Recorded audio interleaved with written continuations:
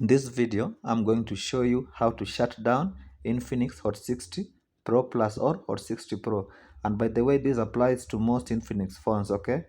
As you can see, if I try to shut down my phone, I'll get this boring notification here, but the phone will not shut down. But there's a way around it.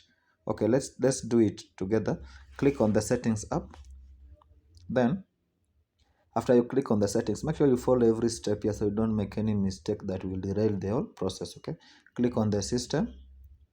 Then what I want you to do next here is click on press and hold power button. This one here, you will see it under assistive here in your Infinix phone.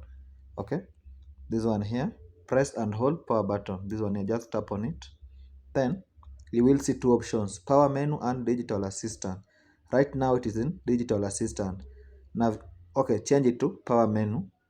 Then whenever you try to shut down your phone now, the phone will shut down. Okay, that's it guys. Thank you for watching. Let's meet in the next video.